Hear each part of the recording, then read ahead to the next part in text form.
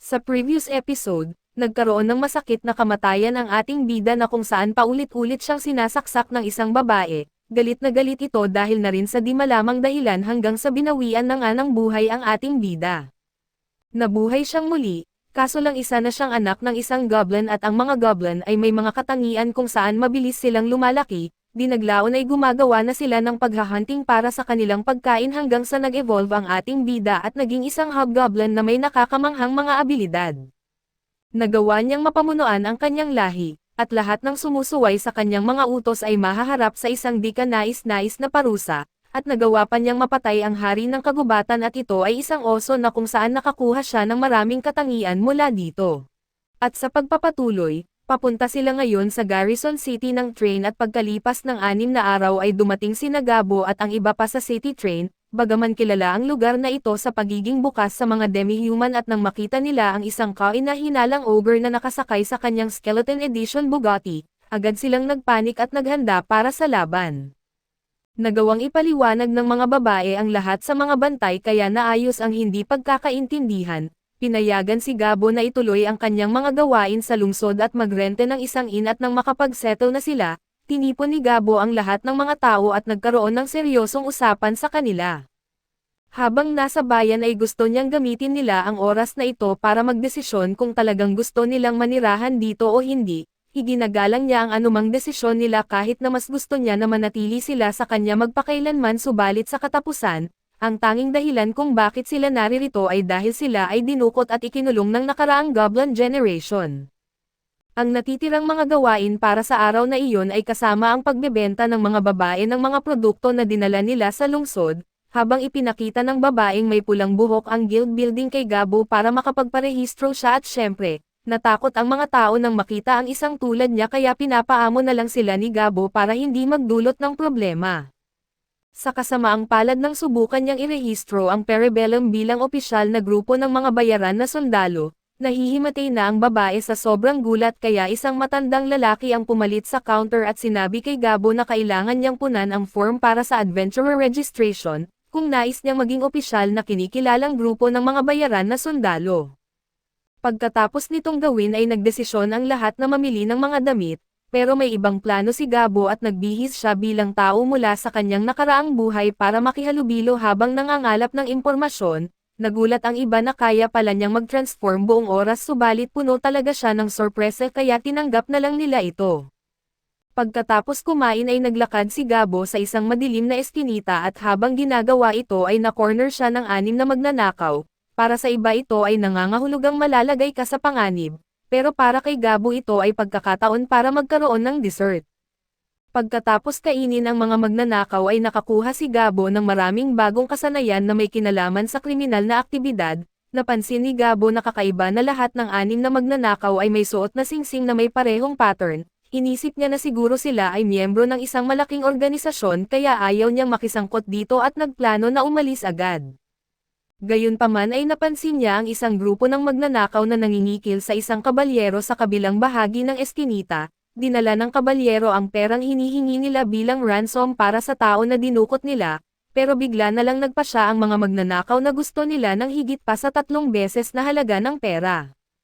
Kung hindi, sabi nila ay sasaktan nila ng malubha ang prinsesa at narinig lahat ito ni Gabo at karaniwan ay tutulong siya. Pero ang pagkakadukot sa isang prinsesa ay parang isang pampulitikang bangungot at gusto niyang manatiling malayo sa gulo dahil bakasyon ito para sa kanya. Gayunpaman, nang napagtanto ng kabalyero na wala talagang balak ang mga magnanakaw na pakakawalan ang prinsesa, sinubukan niyang lumaban at agad siyang pinagtulungan at pinapabagsak sa lupa at papalapit na ang mga magnanakaw para patayin ang kabalyero, pero hindi na kayang palampasin iyon ni Gabo kaya nakialam siya at pinapatulog ang mga magnanakaw. Matapos makalayo mula sa eskinita, ibinaba ni Gabo ang kabalyero at agad itong sumigaw sa kanya dahil sa hindi pagpatay sa mga masasamang tao at di naniniwala ang kabalyero sa pagpapakita ng awa sa mga kriminal. Ganoon din si Gabo pero hindi rin siya nagpapakita ng awa sa mga walang utang na loob na sumisigaw sa kanilang tagapagligtas kaya pinalo niya sa ulo ang kabalyero. Sinabi ni Gabo na may rason siya kung bakit hindi niya pinatay ang mga magnanakaw pero kung may problema ang kabalyero na hindi niya kayang ipahayag sa publiko, malaya siyang tawagin si Gabo para sa tulong at ipinakita niya ang tunay niyang anyo para siguraduhin na seryoso siya sa alok na tulong. Nalilito ang kabalyero pero sa huli ay nagpasya siyang tawagan si Oro para humingi ng tulong. Nang magkita ulit sila ay ipinaliwanag ng kabalyero ang detalye ng problema. Dumating sila sa bayan kasama ang prinsesa ilang araw na ang nakalipas kaso lihim ang pagdating ng prinsesa para sa kanyang kaligtasan.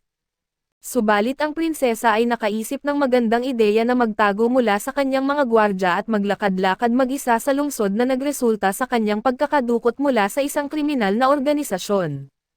Sinabi ni Gabo sa kanya na hindi na niya kailangang mag-alala dahil alam na niya ang lokasyon ng base ng organisasyon. Hindi makapaniwala ang kabalyero pero ginamit ni Gabo ang ilang patak ng dugo niya para matagpuan ang mga magnanakaw na tinalo niya kanina, kaya alam niya na ang kanilang base ay nasa isang luma at inabandonang bahay sa gitna ng kawalan. Sa impormasyong ito ay agad na na-target ni Gabo ang kanilang base at nilinis lahat ng magnanakaw. Hindi nagtagal ay natagpuan nila ang prinsesa na nakakulong sa likod na kwarto at habang sinisiguro ng kabalyero na ligtas ang prinsesa, natagpuan ni Gabo ang ilang mga dokumento sa sahig na nagpapakita na ang buong pagkakadukot ay may plano mula sa simula. Pagkalabas nila at matapos sunugin ang base ng mga magnanakaw, sinabi ni Gabo sa kabalyero na siguraduhing walang anuman sa nangyari ngayong gabi ang malalaman ng publiko. Kaso ang kabalyero ay nagpumilit na iulat ito sa hari kaya kinailangan ni Gabo na humingi ng pabor at ipinahipnotize ang kabalyero para manahimik. Kinabukasan ay nakatanggap si Gabo ng tawag mula kay Sai na may magandang balita para sa kanya. Ang bagong henerasyon ng mga goblin ay matagumpay na nailuwal at masaya si Gabo sa balita. Kaso ito rin ang araw na malalaman niya kung ang mga babae ay gusto pa ring manatili sa kanya kaya medyo natatakot siya. Pero sa totoo lang, wala siyang dahilan para mag-alala dahil lahat sila ay adik na sa kanya kaya wala silang plano na iwan siya at habang nag-aayos sila ng kanilang mga gamit para bumalik sa kuweba, pinigilan sila ng prinsesa mula sa nakaraang araw na gustong makikipagkita kay Gabo. Formal siyang nagpakilala at binanggit na narinig niyang si Gabo ay ang leader ng isang grupo ng bayaran na sundalo kaya may mahalagang misyon siya para sa kanya. Gusto niyang i-escort siya pabalik sa royal capital at habang nagsasalita ang prinsesa, labis na humanga si Gabo sa kanyang paraan ng pagsasalita. Mukhang mas mature siya kaysa sa kanyang itsura at hindi man lang siya natakot kahit nasa harap siya ng isang nakakatakot na ogre, parang maxed out ang charisma stats niya at gayunpaman kahit na ganoon, tinanggihan pa rin ni Gabo ang kanyang kahilingan dahil may iba siyang plano at malinaw na marami ng bodyguard ang prinsesa. Tumutol ang prinsesa at sinabing boring ang mga bodyguard niya kaya gusto niya ng isang tulad ni Gabo. Sinubukan ni Gabo na ipaliwanag sa prinsesa kung bakit kailangan niyang manatili sa kanyang mga bodyguard at hindi niya matanggap ang kahilingan niya, ngunit hindi siya pinakinggan ng prinsesa kaya nabigo si Gabo na kumbansihin siya.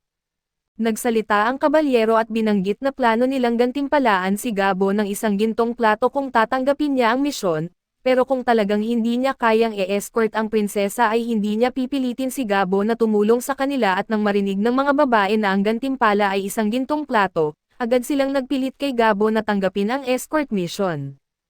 Ang normal na escort ay magbabayad lamang ng mga 10,000 ginto, pero ang gintong plato ay nagkakahalaga ng 1,000,000 kaya ito ay isang magandang deal at sa huli, pumayag si Gabo dahil interesado rin siyang pumunta sa royal capital. Ngunit ng oras na ng kanilang pag-alis ay napansin ni Gabo na wala ang mga gwardya ng prinsesa at nagkaroon siya ng masamang kutob, nakumpirma ang kanyang hinala nang sabihin ng prinsesa na iniwan niya ang lahat ng kanyang gwardya para makapunta dito, kaya ngayon marami ng mga kabalyero ang naghahanap sa prinsesa. Kung mahahanap si Gabo kasama ang prinsesa sa ganitong kalagayan, maaari siyang mapagkamalang kidnapper kaso kailangan pa rin niyang tuparin ang kanyang tungkulin dahil pumirma na siya ng kontrata at kapag pumirma ng kontrata, hindi na ito maaaring bawiin. Habang nasa daan, maraming tanong ang prinsesa tungkol sa skeleton centipede na sinasakyan nila at sa ilang mga hayop na nakikita niya sa malayo. Pasensyosong sinasagot ni Gabo ang kanyang mga tanong at nang makita niya ang mga hayop ay napagpasyahan niyang maaari silang mag-lunch break. Bumaba siya kasama si Dami para pumatay ng ilan sa mga hayop at magluto ng masarap na karne.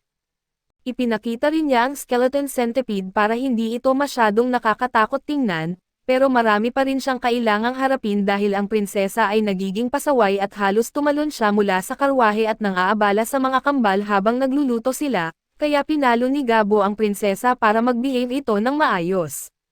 Nagpatuloy ang kanilang paglalakbay at dumating sila sa isang pugad ng turtle snakes at nasa sabik si Gabo na makuha ang mga ito para matikman ang bagong karne, pero walang gustong tumulong sa kanya na kunin ang mga ahas mula sa pugad, kaya napilitan siyang gamitin ang earth magic para ilabas ang mga ahas.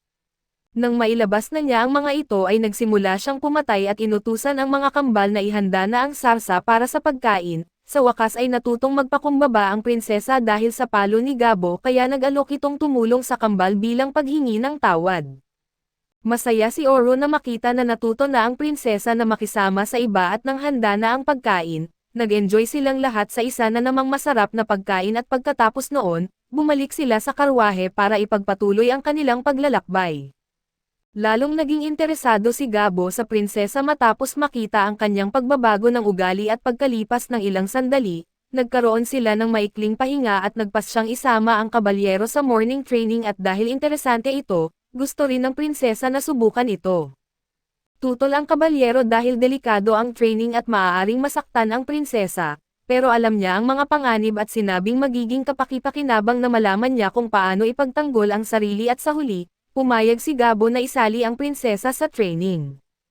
Habang nagpapatuloy ang training, natuto siya ng ilang bagay tungkol sa kanilang dalawa at nang sumapit na ang hapon ay naglakbay sila sa bundok habang tinatalakay ang ruta na kanilang tatahakin. Kinabukasan ang pagdaan sa bundok ang pinakamabilis na paraan pero ito rin ang pinakadelikado kaya't iminungkahi ng kabalyero na dumaan sila sa tabi ng ilog para mas ligtas. Ang daan sa gilid ng bangin ng bundok ay delikado dahil sa presensya ng mga Fetz Eagles, ngunit hindi pa narinig ni Gabo ang tungkol sa mga ito kaya't ipinaliwanag sa kanya na ang mga ito ay may pinakamalakas na lahi sa paligid ng daan ng bundok, dahil na rin sa kanilang bilis sa paglipad at malakas na lason sa kanilang mga kuko.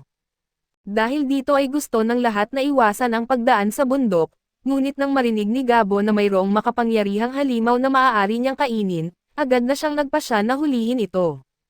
Kinabukasan, nagsimula silang maglakbay sa kanyon at ang mga regular na agila ay napakadaling patayin ni Gabo kaya't nag-enjoy sila sa pritong agila para sa almusal. Pagkatapos nito ay dumating ang tunay na hamon kaya sinabi ni Oro sa lahat na huwag lumabas ng karwahe hanggang sasabihin niya para sa kanilang kaligtasan. Lumipas ang isang oras at kahit na may tiwala sila sa kakayahan ni Gabo na manalo, nagsimula na silang mag-alala dahil matagal na rin mula nang huli nilang marinig mula sa kanya. Gayunpaman ay may buong tiwala si Dami sa kakayahan ni Gabo na patayin ang Jade Eagle at kahit na sa isang trahedya ay mamatay si Gabo, agad siyang lalabas upang patayin ang ibon para ipaghiganti siya o mamatay sa pagsubok. Bigla nilang napansin na tila mas tahimik na ang paligid kaya binuksan nila ang mga kurtina upang tingnan kung tapos na ang laban. Nakakatakot na makita na nawalan ng braso si Gabo at patuloy pa rin siyang inaatake ng Jade Eagle. Pero kahit na mukhang natatalo si Gabo ay sinusukat lang niya kung gaano kalakas ang agila. Nang makontento na siya sa kanyang pagsasanay, nagsimula siyang maging seryoso at kinuha ang naputol niyang braso upang kainin ito at mag-regenerate. Pagkatapos ay nag-transform siya at isang bagsak lang ay napatay niya ang agila at matapos patayin ang agila, natagpuan ni Gabo ang isang spirit stone sa loob ng katawan nito na napakabihirang makuha. Sinabihan siya ng mga babae na huwag kainin ito dahil ito ay nagkakahalaga ng katumbas ng kayamanan ng isang maliit na bansa. Pagkatapos nito, kumain si Gabo ng ilang karne ng Jade Eagle at nakakuha siya ng maraming bagong kasanayan at isang bagong anyo mula rito at habang ini-inspection pa niya ang sarili, lumapit ang prinsesa na may isa pang tanong at matagal na niyang pinapanood si Gabo kaya nagtaka siya kung bakit palaging kinakain ni Gabo ang lahat ng kanyang pinapatay. Tinanong na rin si Gabo nito sa kanyang nakaraang buhay at ang sagot ay pareho pa rin, kinakain niya ang lahat ng kanyang pinapatay bilang paraan ng pagbibigay pugay at pagdala sa lahat ng bigat at sama ng loob ng mga nabagsak sa kanyang mga kamay, hindi niya balak baguhin ang kanyang pananaw anumang oras sa lalong madaling panahon. Kaso dito muna matatapos ang ating recap, salamat sa inyong panonood hanggang sa muli.